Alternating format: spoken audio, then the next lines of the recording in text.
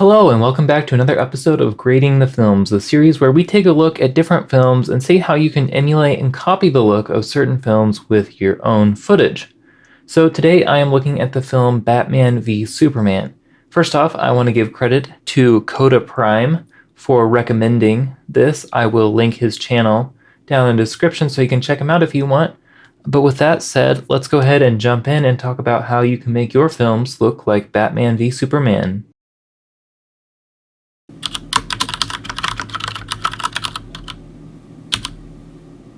Alright, so before we dive in, I want to clarify a couple things. First, this isn't going to be an in-depth color grading tutorial. This assumes you already know the basics of color grading. We're just going to take the basics that you already know and see how to apply them to look at films creatively and analytically. Secondly, this isn't going to be like a one-click solution to make any footage look like Batman v Superman. A big part of the look of a film is the production design and the art design. So obviously, you'll have to take footage that lends itself to looking like Batman v Superman. You can't just take any footage and make it look like the film. So with that said, let's dive in and talk about the film. So before I try to emulate the look of a film, the first thing I like to do is learn more about the film.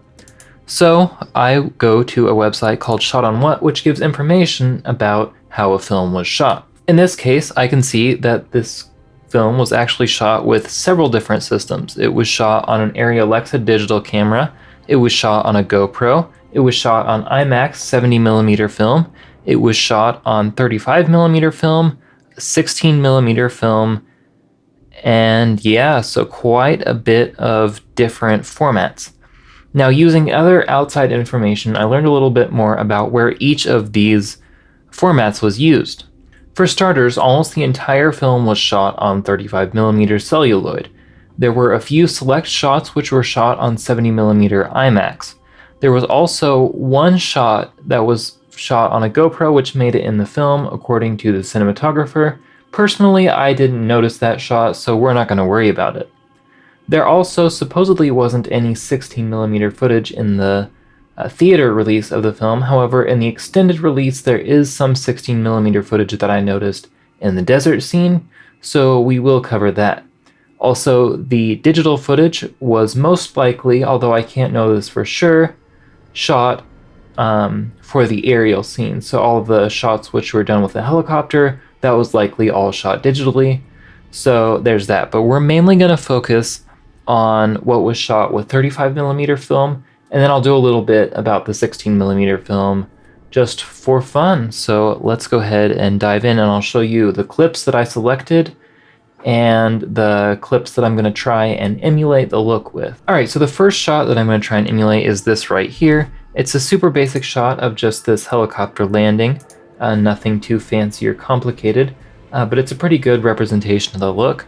Secondly, I've got this shot right here. This is one of the shots that was 16mm, as you can see by the copious amounts of grain in the image. This was also the desert scene, which I think was pretty distinctive from the rest of the film, so I felt like it's worth covering.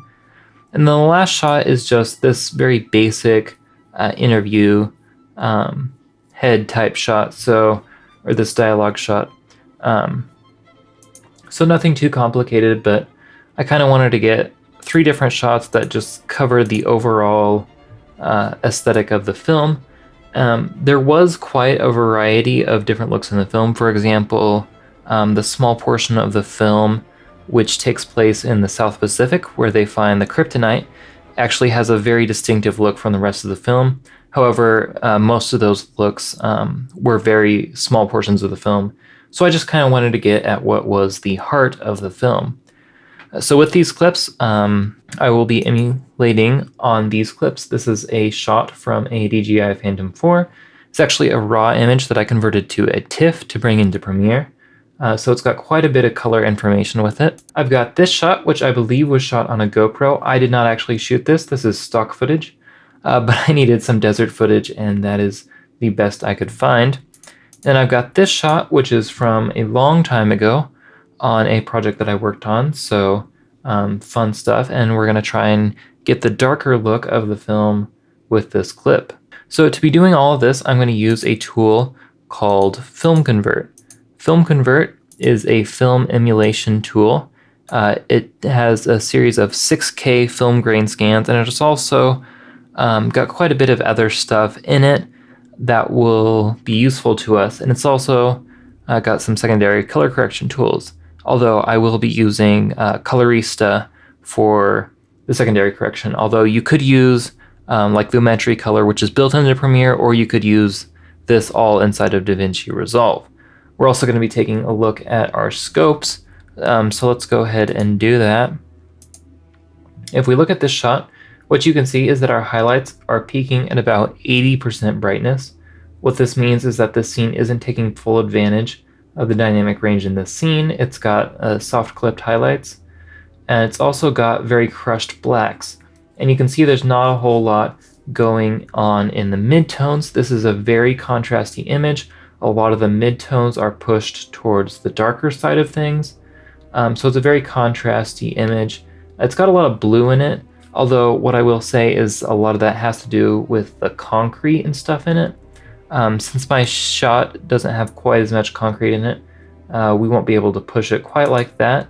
And this also does have a little bit of a greenish tint, it looks like, looking at it and then based on the scopes, but it looks to be pretty subtle, so we'll see how that looks. It appears there's also a little bit less red in the shadows, but again, once we start working with this clip, we will see how it turns out. So anyway, the first thing I did already, you can see I applied Film Convert. I'm actually going to do one more thing, which is set the profile to the Phantom 4 profile, which is the same as the Osmo profile. Also, I'm going to do a bit of color correction and change the color temperature slightly. This is just because the white balance was a little bit off.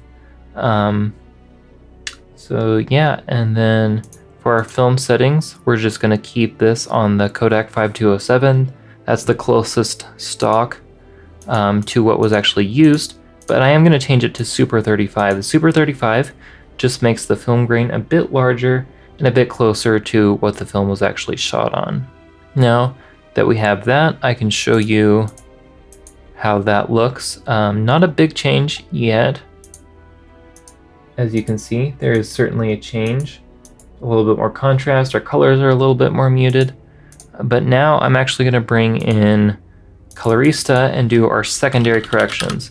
So this is where we're going to use that information we saw, the highlights peaking around 0.8 and those very crushed blacks. So first, we're going to go down here and we're just going to use our slider.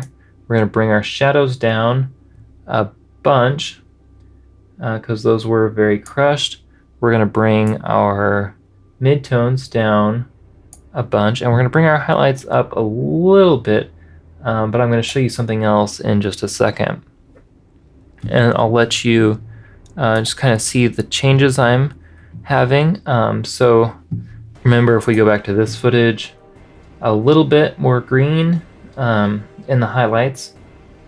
So we can go and just do that. That is way too much of an effect, but if we bring it down a little, there's a little bit more subtle. So I can show you kind of a before and after of that. And then maybe push a little bit of purple in the shadows. I'll tone that down. Generally when I'm color correcting like this, I like to push it really far to the point where it's ugly. Like up here, this would be ugly, and then I just kind of dial it back until it looks good to me. So there we go. Again, you can see the before and after. And I might bring out some green in the midtones too. Again, that's way too much. But there's that. So I can go back over here and let you see where I have it all set to. A little bit of purple in the shadows, a little bit of green in the midtones and the highlights. And so now if we go into our HSL, I'm actually going to use this. And what this is going to do is this is just going to bring down the saturation in the greens. I can also push them a bit towards yellow if I want.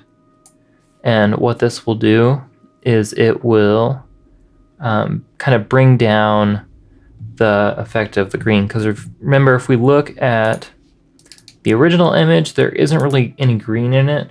So if we just kind of bring down the saturation of the green, that'll make it a little bit less noticeable, and I can show you a before and after of that. And you also see in this shot there isn't a ton of color in it, so if we wanted, I could bring down the saturation to something like that, maybe a little more like that, just to give a very muted effect. And the last thing I'm going to do is with the curves. Now if you look at this, you can see our highlights are at about 0.8, but they've got kind of this roll off right here. So I'm actually going to use over here the curves, and I'm going to bring our overall down, and then I'm just going to use this, and you can see I'm creating kind of a shoulder. And what this does is it will help kind of gradually roll off our highlights. It'll give us a little bit more information in the midtones. It'll increase our contrast in the midtones. And it'll kind of just gently roll off our highlights. So if we go back over here, I can show you the effect of that. You'll see we've got some very, very bright highlights. If I apply it, that kind of brings down the highlights and just overall kind of softens that up. And I actually might need to just make that a little bit more subtle. But that's particularly effective in shots like this, where you have the sky in the background, because you want to get all that information in the sky, all those clouds and stuff, but you don't want to use up too much of the dynamic range in the image with the sky, so you can kind of squeeze that and give yourself a little bit more room to work with in the midtones and the shadows. So that's a fairly common trick, and I've used it in several other of my videos in this series. Alright, so the next clip, we're going to jump over to this clip. I'm going to come back to my 16mm footage last. But this clip is not super complicated at all. Just got this face with this black background. Much like mine. Mine is much less dynamic. My lighting skills are not quite on par with Hollywood. But we're just going to try and emulate some of that. So again, the first thing we're going to do is we're just going to apply a film convert plugin. And again, I'm going to adjust the color temperature because this image was actually a little bit too warm when I shot it. So we're just going to correct it. And then I'm actually going to bring down the exposure quite a bit. And if you look at what that does, basically, like I said, I am fixing the color temperature, but then bringing down the exposure like this, I might actually do it a little less than that. We'll kind of get rid of this black. You can see right here, you can still see a little bit of stuff back here, although I'm not sure if you can very well with YouTube's compression, but there's some noise and some gross stuff in there. But I'm going to go ahead and apply that, and that should look quite a bit better. Another thing I will say is that with dark shots like this, you generally want to apply a denoiser plugin before you do any of this, but I choose not to in this case, not because it's not a good idea, but because a denoiser plugin just kind of slows my computer down quite a bit, so I don't want to do that. But normally in this situation, I would grade all this, and then I would apply a denoiser plugin at the end. The only thing is that you want to make sure the denoiser plugin is before film convert in the effects rack. Otherwise, denoiser will remove the grain that film convert is adding, which is totally counterproductive. So anyway, if we go back over here, you can see I've got this set up. If we go back into film settings, again, I can set this to Super 35, which is the right grain. I'll just move this to get a better shot. So if we go back over to our main shot, what we can see is that there's a little bit more green in the image, a little less blue, particularly in the highlights, and then also we have our shadows crushed quite a bit, and then our maximum brightness is around 0.6 to 0.7. So if we go back, let's go ahead and apply Colorista and do our secondary corrections. Alright, so our shadows are already down quite a bit, but I'm just gonna smash them even more just to get them completely black. Actually, I might bring them up just a little bit. And then I'm going to put a little bit of green in the midtones. Obviously less than that. We're just going to dial that back. Maybe a little more even. Yeah, it's kind of a tricky thing. I'm actually going to put some blue in the highlights to kind of balance that out. I don't want, in the very, very like highlighted parts of my face, I don't want too much green, so I'm going to kind of balance that out by pushing the green into my midtones and then putting some blue into the highlights. The only thing is that if you look at this image, this is shot on a Canon 60D, so there's not a lot of color information to work with to begin with, which is kind of a limiting factor, but I'm kind of trying to work with what I've got. And then with that, I can bring my highlights down. Actually, the highlights are actually perfect right where they are in terms of the brightness values. So if you look at that, obviously this looks quite a bit better, but it was shot with a better camera and with better lighting. But overall, I think the general aesthetic looks very similar. And again, with these two shots, I could see these shots cutting together without a ton of controversy. But anyway, let us go to the last shot, and this is which was shot on 16mm. So if we go here, we can see that. You see that ton of grain, which is very indicative that this was shot on 16mm. And let's go get our 60mm effect. So anyway, we've got our shot here. We will again first apply film convert, and going in here, I'm actually going to adjust this slightly. First off, I'm going to adjust color temperature just because it was off in the original footage, although I am going to kind of add some more red in later, so but I want it corrected before I touch it. And the second thing, I'm actually going to bring down the exposure a ton. Now the reason for this is because film grain shows up more prominently in darker areas of the image. Now you see this, you'll see there's a lot of grain all through the image. So what I'm guessing they did is they purposely underexposed this to get that additional grain. So with this, because Film Convert is intelligent and it will control the amount of grain in different areas of the image based on the brightness values, I know that by changing the exposure right here, I can get a little bit more grain into the image, which you'll see in a second is necessary. So anyway, I can change this to Super 16. Super 16 is generally the format that's used for video, so I will set it to that. And then if you look, you'll see if I play it back, there's not nearly as much grain. So what I'm actually going to do is I'm going to bring it up to 150% grain. So that is quite a bit more, you can see. It doesn't look quite as good, but a big part of how the grain appears is the processing. And since Film Convert, they have the scans that they're using of grain, I'm stuck with however they process the film that they used to generate that. Unless I processed my own film, I'd have a hard time perfectly emulating the look of this grain. And I must say, I really do like the look of this image. But that is that. And if we also look at our scopes, we can see there's a little bit more blue and a little bit more green in the shadows, more red in the highlights and the midtones. We also aren't using that much dynamic range. You can see our brightest values are at about 0.7. Our darkest values are at about 0.05.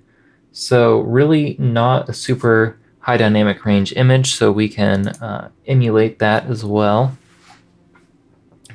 So if we go back, I'm going to again apply a colorista effect to do our color corrections.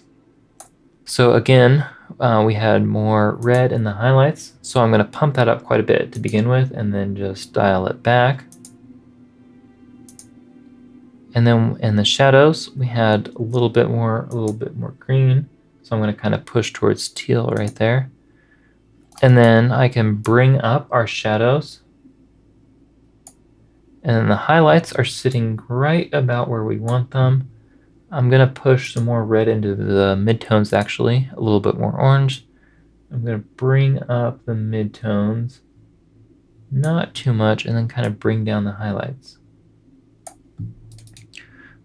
So if we look back at our image right here, I can show you. Hold on a second.